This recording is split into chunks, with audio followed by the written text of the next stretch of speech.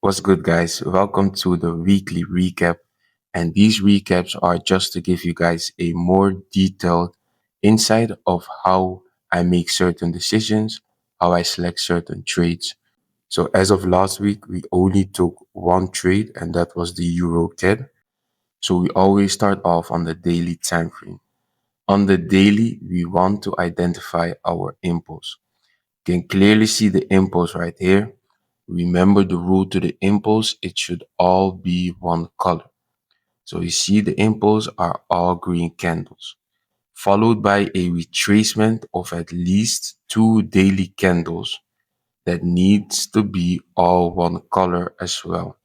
So we have a valid impulse right here, all one color, followed by a retracement that is also all one color and at least two daily candles. On the weekly time frame, we want to draw our support or resistance that could be of influence. So this level right here is going to be my support level. If I look to my left, you can see resistance, price broke above, broke back below.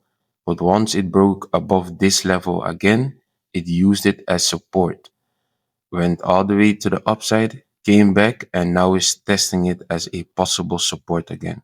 So right now, I expect this level to be a support that give price momentum to carry to the upside once again. On the daily, we want to draw our fib from the end of the retracement to the beginning because we expect the new impulse to at least travel to the negative 27 before it has its retracement. On the 4 hour, we're now going to wait until we have a break and close above our 61 level so we can place our order and enter this trade. Right now, we are waiting on the break. And as you can see right here, we have a clear break above the 61. Normally, we place our order on the 61 level, stop loss on the 88, and our take profit on the negative 27. But if you look closely, you can see structure is all the way down here. So the 88 is not going to protect our stop loss because the structure is all the way down here. What I mean by that is price can end up making a deep retracement way past the 88 level and still end up going back to the upside. Because the structure is all the way down here, we want to be protected by the structure, and that is why we move our stop loss instead of the 88 to the low of this structure right here. If we adjust our structure, we would also need to adjust our entry to create at least a 1 to 3 risk to reward. So right now, we are just waiting until we get tapped inside of this trade. And now we have entered this trade. As soon as price breaks and closes above this 38 level, we can now move our stop loss to break even. So right now we are waiting, and what ended up happening was I closed out my position early because price ended up spending 2 consecutive days below this 61 level. So we entered this on Tuesday, and on Thursday we were still below the 61 level. So I can show you. So we were still on Thursday below the 61 level.